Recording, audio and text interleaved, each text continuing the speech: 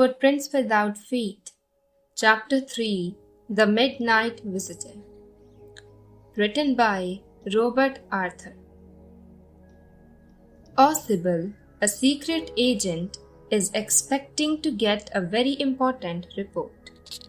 Another secret agent, Max, threatens him with a pistol, demanding the report. Does Sybil outwit him? Sybil did not fit any description of a secret agent Fowler had ever read. Following him down the musty corridor of the gloomy French hotel where Sybil had a room, Fowler felt let down. It was a small room on the 6th and top floor and scarcely a setting for a romantic adventure. Sybil was, for one thing, fat, very fat, and then there was his accent.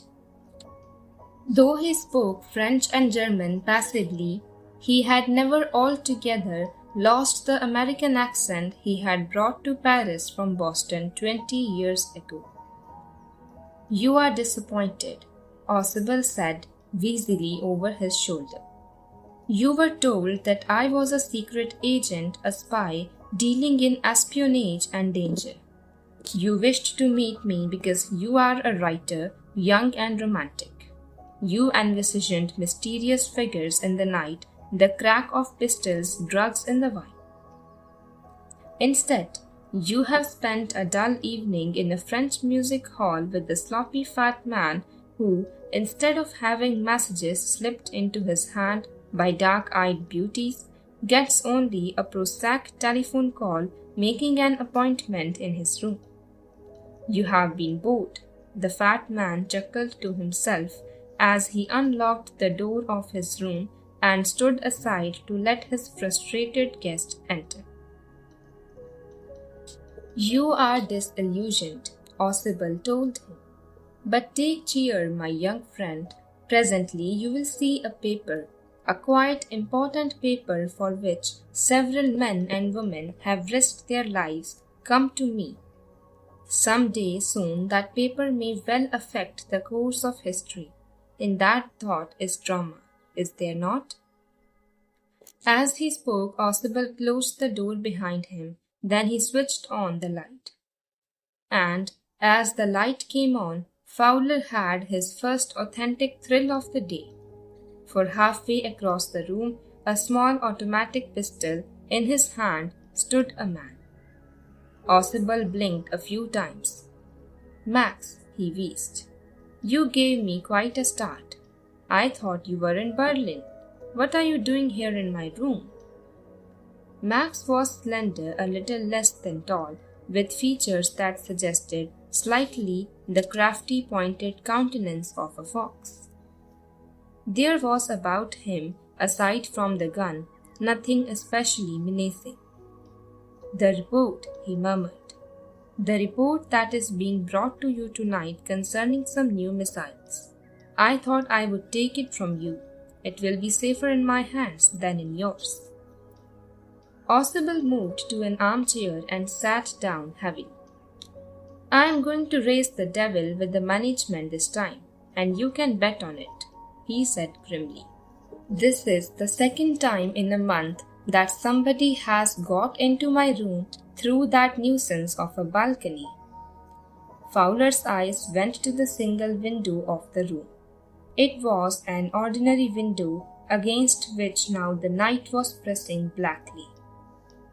"Balcony," Max said, with a rising inflection. "No, a passkey. I did not know about the balcony. It might have saved me some trouble had I known." "It's not my balcony," Sybil said with extreme irritation.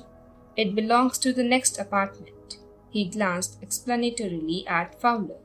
"You see," he said, "this room used to be part of a large unit, and the next room through that door there used to be the living room. It had the balcony, which extends under my window now. You can get onto it from the empty room 2 doors down, and somebody did last month.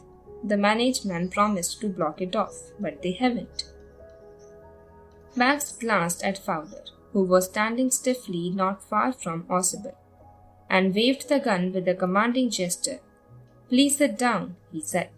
We have a wait of half an hour, I think." 31 minutes, Ossible said moodily. "The appointment was for 12:30. I wish I knew how you learned about the report, Max." The little spy smiled evilly. "And we wish we knew how your people got the report. But no harm has been done. I will get it back tonight. What is that? Who is at the door?" Fowler jumped at the sudden knocking at the door. Ossible just smiled. "That will be the police," he said. "I thought that such an important paper as the one we are waiting for should have a little extra protection. I told them to check on me to make sure everything was all right." Max bit his lip nervously. The knocking was repeated. "What will you do now, Max?" Ossible asked. "If I do not answer the door, they will enter anyway. The door is unlocked, and they will not hesitate to shoot."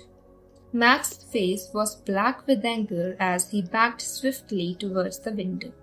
He swung a leg over the sill. "Send them away," he warned. "I will wait on the balcony. Send them away or I'll shoot and take my chances." The knocking at the door became louder and a voice was raised. "Mr. Ossible! Mr. Ossible!" Keeping his body twisted so that his gun still covered the fat man and his guest, the man at the window grasped the frame with his free hand to support him. Then he swung his other leg up and over the windowsill. The doorknob turned. Swiftly, Max pushed his left hand to free himself from the sill and dropped to the balcony. And then, as he dropped, he screamed once, shrilly. The door opened and a waiter stood there with a tray, a bottle, and 2 glasses. "Here is the drink you ordered for when you returned," he said, and set the tray on the table, deftly uncorked the bottle, and left the room. White-faced, Fowler stared after him. "But," he stammered, "the police—" "There was no police," Ossible sighed. "Only Henry, whom I was expecting." "But won't that man out on the balcony—" Fowler began. "No," said Ossible. "He won't return. You see, my young friend, there is no balcony."